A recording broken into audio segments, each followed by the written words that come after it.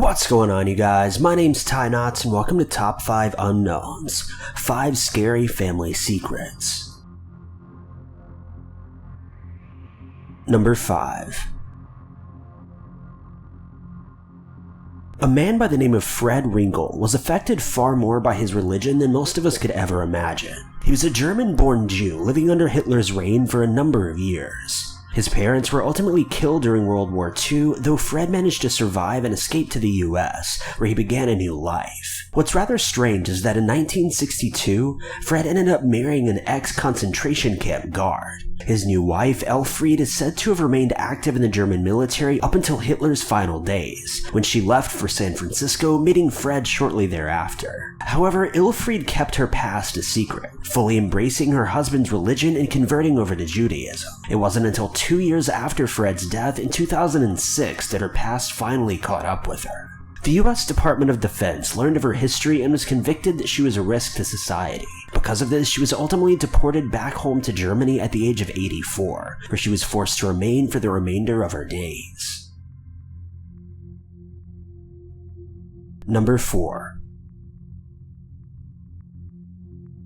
In 2002, a man known as Robert Hale earned himself the pseudonym Papa Pilgrim after he steered a bulldozer some 13 miles through a national park. This was in response to a piece of legislation that had passed allowing drivers to use portions of government-owned land where roads once were. Robert was soon plunged into political fame, outlined by his strange appearance. He wore a long, unkempt beard, shunned television, and had 15 children, each of them named something from the Bible. He kept a clean front, though, and no one would have suspected him of being involved in the sexual assault and abuse of his own family and children. As punishment for his kids, if he felt that they were out of line, he would savagely whip them, forcing his wife to secure their hands and gag them with a cloth. He was known to have initiated a sexual relationship with his oldest daughter, with this continuing from her teenage years up until 2005, and the children felt safe enough to come forward with allegations against him. Robert was ultimately convicted and remained unapologetic up until his death in prison in 2008. Number 3.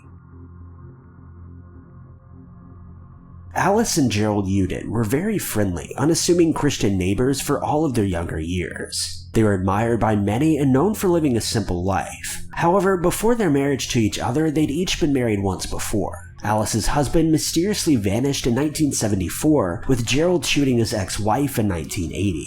His 2 sons vanished shortly thereafter and have never been seen again. Alice and Gerald eventually met and raised children together, with their past never arising until the couple was in their 70s. Decades after the event had taken place, Alice's sons turned her into police for presumably taking the life of their father. It was alleged that she'd shot him and stored his body in a gold mine. As police began investigating Alice, they searched through Gerald's past as well. Gerald pled guilty to all charges, with Alice putting up a fight but ultimately being convicted of manslaughter. Number 2.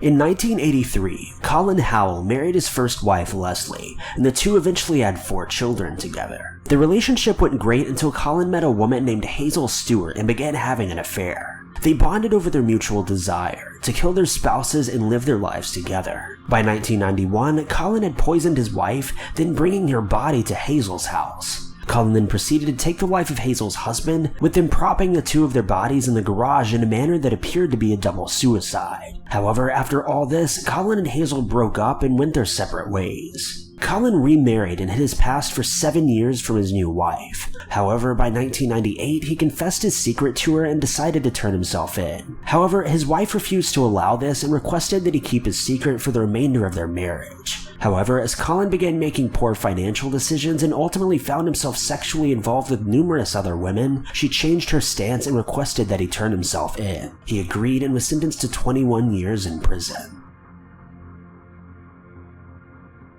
Number 1. Diane Stott had a very rough life in 2012. Her husband unexpectedly passed away from natural causes earlier in the year, with her autistic son soon passing away just months later from a seizure. The next year, her daughter began suffering from organ failure, eventually making a recovery but being left with considerable brain damage. What's extremely strange, though, is that Diane appeared to be largely unfazed by all of the tragedy in her life. A member of her church noticed this strange behavior and informed law enforcement that there may be some sort of cover-up. It was then discovered that she'd been poisoning her family members with antifreeze. She killed her husband because he was prone to violence, her son because he was too much of a burden, and attempted to kill her daughter because she was draining the family's finances. She had no plans of hurting her other 2 daughters. Throughout her trial, she maintained that she acted entirely alone. However, a diary entry was found which stated that Rachel, her daughter, had been involved in the poisonings as well. Both of the women received life sentences in prison. Thank you guys so much for watching. If you liked this video, be sure to click that like button. Also, don't forget to subscribe and click that notification bell to keep updated with our videos.